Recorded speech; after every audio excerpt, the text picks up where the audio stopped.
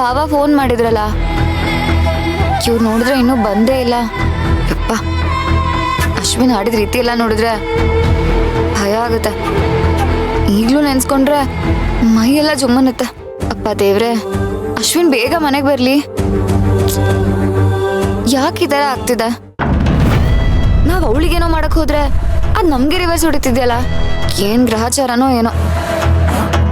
ದೇವ್ರೆ, ನಾನು ಅಶ್ವಿನ್ಗೆ ಏನೂ ಆಗದೆ ಇರ್ಲಪ್ಪ. ಬಂದ್ರು ಅನ್ಸತ್ತೆ.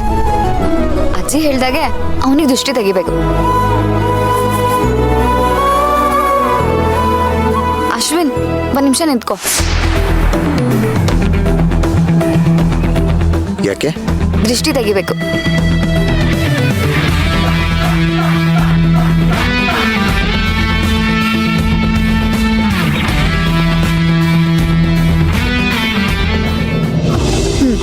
ಹಾದಿ ಕಣ್ಣು, ಬೀದಿ ಕಣ್ಣು, ನಾಯಿ ಕಣ್ಣು, ನರಿ ಕಣ್ಣು, ಮಾಟ ಮಂತ್ರ, ಪೀಡೆ ಪಿಚಾಚಿ ಏನೇ ಇದ್ರು ಎಲ್ಲ ಹೊಟ್ಟೋಗ್ಲಿ.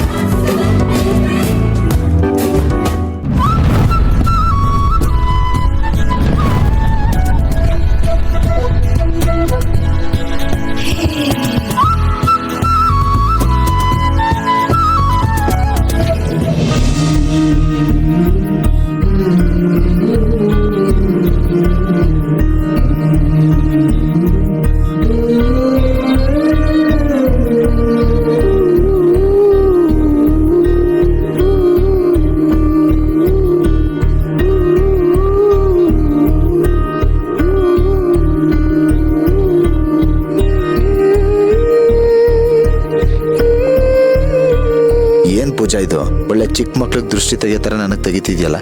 ಅಶ್ವಿನ್, ನೀನ್ ಸುಮ್ನೆ ಇರು. ಈಗಾಗಿರೋ ಸಾಲ್ದಾ? ಇವಳು ಯಾಕೆ ಈಗ ಆಡ್ತಿದ್ದಾಳೆ? ಅಂಥದ್ದು ಏನಾಯ್ತೀಗ?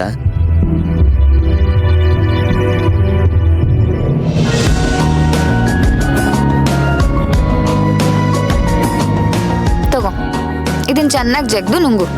ಯಾಕೆ? ಅಜ್ಜಿ ನೀನ್ ಬಂದ್ರೆ ತುಳಸಿ ತಿನ್ನಕ್ ಕೊಡು ಅಂತ ಹೇಳ್ಬಿಟ್ಟು ದೇವಸ್ಥಾನಕ್ಕೆ ಹೋಗಿದ್ದಾರೆ. ಅದೇ ಏನಕ್ಕೆ ತಿನ್ನಕ್ ಹೇಳಿದ್ದಾರೆ ಅಂತ ಕೇಳ್ತಾ ಇದ್ದೀನಿ.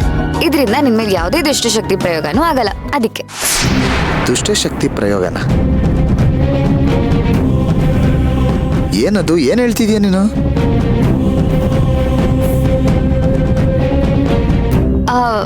ಅದು ದೃಷ್ಟಿ ತೆಗ್ದೆ ಅಷ್ಟೇ. ಆಮೇಲೆ ಸಿಂಕ್ ಹತ್ರ ಉಪ್ಪಿಟ್ಟಿದ್ದೀನಿ. ಉಪ್ಪಿಂದ ಕೈ ತೊಳ್ಕೊಂಡು ಒಳಗ್ ಹೋಗು. ಆಮೇಲೆ ದಿಮ್ ಕೆಳಗೆ ಬಿಳಿ ಸಾಸಿವೆ ಕಟ್ಟಿಟ್ಟಿದ್ದೀನಿ. ಅದನ್ನ ನೀನ್ ಯಾವುದೇ ಕಾರಣಕ್ಕೂ ತೆಗಿಬೇಡ.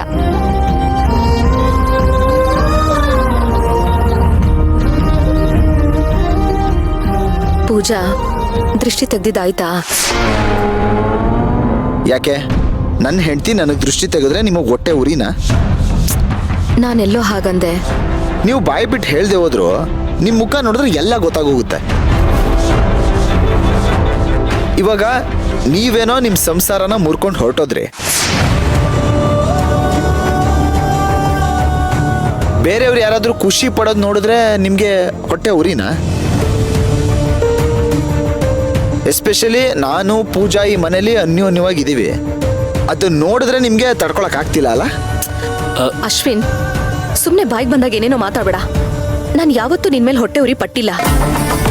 ಓಹೋ, ಹಾಗಿದ್ಮೇಲೆ ನನ್ನ ಮಗುನ ಯಾಕೊಂದ್ರು? ನಿನ್ ಮಗುನ ನಾನು ಸಾಯಿಸಿಲ್ಲ ಅಂತ 1000 ಸಲ ಹೇಳಿದೀನಿ. ನೀವು ಹೇಳಿದ ತಕ್ಷಣ ಅದು ಸತ್ಯ ಆಗ್ಬಿಡಲ್ಲ. ನೀವು ನನ್ನ ಮಗುನ್ ಕೊಂದಿರೋದು ಅನ್ನೋದು ಸತ್ಯನೇ? ನೀವು ಒಬ್ರು ಕೊಲೆಗಾತಿ ಅನ್ನೋದು ಸತ್ಯನೇ? ಇಷ್ಟು ದಿನ ನೀವು ಮಾಡಿರೋ ಪಾಪಕ್ಕೆ ನೀವು ಅನುಭವಿಸ್ತಿರೋದು ಸತ್ಯನೇ?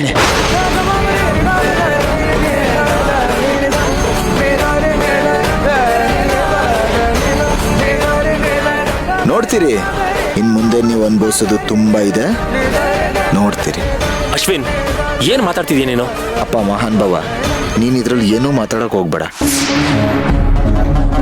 ಇಷ್ಟು ದಿನ ನೀನ್ ಇವ್ರನ್ನ ವಹಿಸ್ಕೊಂಡು ಮಾತಾಡ್ತಿದ್ದೆ ಅಲ್ವಾ? ನೋಡ್ತಿರೋ, ಇವತ್ತು ನಿನ್ನ ಮಾಜಿ ಹೆಂಡತಿ ಏನು ಅಂತ ಸಾಕ್ಷಿ ಸಮೇತ ತಂದಿಡ್ತೀನಿ.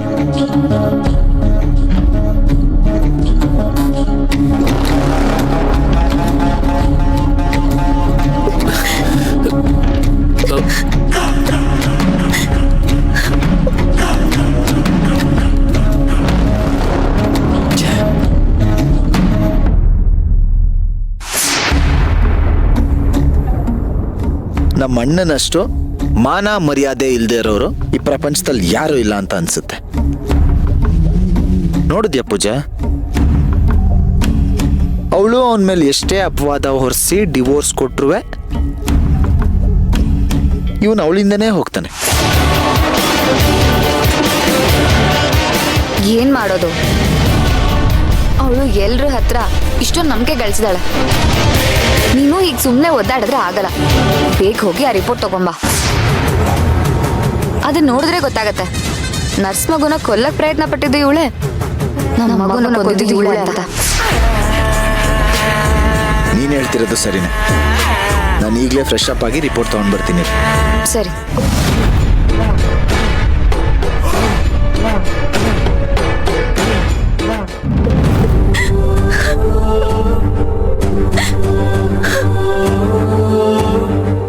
ನೀವು ನನ್ನ ಮಗುನ್ ಕೊಂದಿರೋದು ಅನ್ನೋದು ಸತ್ಯನೇ?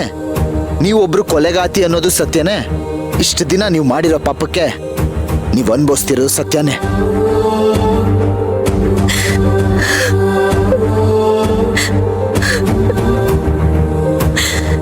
ಅಶ್ವಿನ್ ಹಾಗೆ ಮಾತಾಡಿದ್ ಬೇಜಾರಾಯ್ತಾ? ಪರವಾಗಿಲ್ಲ ಸರ್. ಅವನ ಮನ್ಸಿನ ನೋವು ಕಡಿಮೆ ಆಗುತ್ತೆ ಅನ್ನೋದಾದ್ರೆ ಅವನು ಎಷ್ಟೇ ಬೈದ್ರು ಎಷ್ಟೇ ಚುಚ್ಚು ಮಾತಾಡಿದ್ರು ನಾನು ಸಹಿಸ್ಕೋತೀನಿ.